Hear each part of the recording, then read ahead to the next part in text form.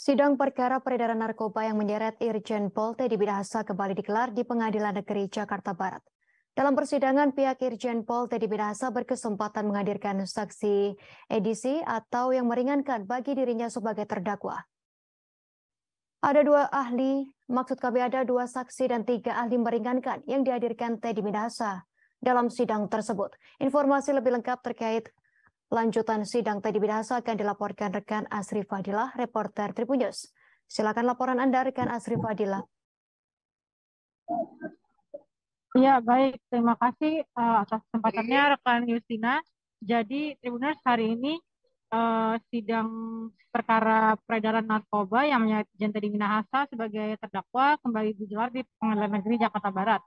Totalnya hari ini ada 5 saksi dari yang dihadirkan pihak Teddy Minahasa sebagai terdakwa Tribuners. Satu di antaranya ialah seorang wartawan dari Bukit Tinggi bernama John Tramanati Bakara yang hadir saat acara pemusnahan barang bukti sabu hasil pengungkapan kasus Polres Bukit Tinggi. Kemudian ada juga Jasman, pengacara para terdakwa kasus narkoba yang ditangkap Polres Bukit Tinggi. Kemudian ada juga ahli digital forensik Ruby Alamsyah serta ahli pidana Elwi Daniel dan Jamin Ginting. Dalam persidangan hari ini, Tribuners John Tra sebagai jurnalis yang saat itu hadir dalam pemusnahan menerangkan bahwa agenda menerangkan peristiwa yang terjadi saat pemusnahan kasus barang bukti kasus yang diungkap Polres Bukit Tinggi. Sebagaimana diketahui, Tribuners, sabu yang dimusnahkan tersebut merupakan objek yang didakwakan dalam perkara Irjen Teddy Minahasa ini. Selama pemusnahan pada 15 Juni 2022 itu, John Trump mengaku tidak ada kejanggalan, termasuk juga interaksi antara Teddy Minahasa dengan Dodi Prawira Negara yang saat itu menjabat sebagai Kapolres Bukit Tinggi. Kemudian barang bukti sabu yang dimusnahkan pun tidak dilihatnya ada yang mencurigakan, sebab seluruhnya tersegel rapi sebelum dibuka. Begitu juga dengan bentuk dan warna dari barang bukti yang dimusnahkan. Menurutnya, secara kasat mata tidak ada perbedaan di antara sabu yang dimusnahkan. Kemudian saksi Jasman Tribuners sebagai pengacara para terdakwa yang barang bukti sabunya dimusnahkan itu menceritakan bahwa sebelum acara pemusnahan dimulai, Teddy Minahasa sempat masuk ke ruang Kapolres, yaitu Dodi Prawira Negara. Kemudian Jasman mengungkapkan bahwa Teddy Minahasa tak dilihatnya ada di tenda acara pemusnahan sebelum acara itu dimulai. Sebab sepengetahuannya, Teddy Minahasa yang satu menjabat Kapolda sedang menunggu Wali Kota Bukit Tinggi, dan begitu Wali Kota Bukit Tinggi tiba, Teddy menyambutnya di lobi. Kemudian dari ahli digital forensik yang hadir dalam persidangan hari ini, tadi Tribuners secara umumnya menjelaskan syarat-syarat sahnya suatu barang bukti dalam perkara. Dia juga sempat menyinggung bahwa barang bukti digital yang ditampilkan dalam berita acara pemeriksaan pemeriksaan perkara ini maksud saya tidak sah. Hal itu karena adanya chat WhatsApp yang ditampilkan hanya dari foto layar ponsel yang sedang dipegang dengan tangan oleh penyidik.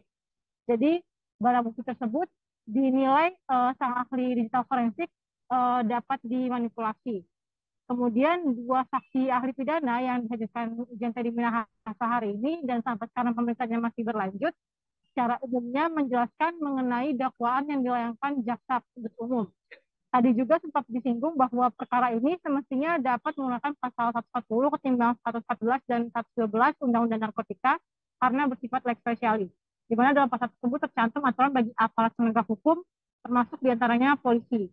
Demikian yang dapat saya sampaikan sampai saat ini dari Pengadilan Negeri Jakarta Barat. Tribuners, selebihnya saya kembalikan lagi ke studio. Baik, terima kasih atas laporan Anda, rekan Asri Fadilah, reporter Tribun News. Selamat bertugas kembali. Berikut kami tampilkan wawancara bersama kuasa hukum Teddy Minahasa, Hotman Paris. Meminta dilakukan forensik ulang karena catat. Jadi dari segi pembuktian telah terjadi kesalahan fatal pelanggaran Undang-Undang ITE. Bahkan Jaksa Agung Muda pernah mengirimkan surat kepada seluruh jaksa tahun 2008 bahwa kalau bukti ada elektronik harus mengikuti prosedur dalam pasal 5 dan 6 Undang-Undang ITE, yaitu dengan forensik. Itu. Unsur-unsurnya berarti kalau yang soal sebagian tadi gimana Bang, yang ada 900 yang menjadi lantai 88? Ya, Jadi gini, saya ulang lagi. Ada 2 kesalahan fatal.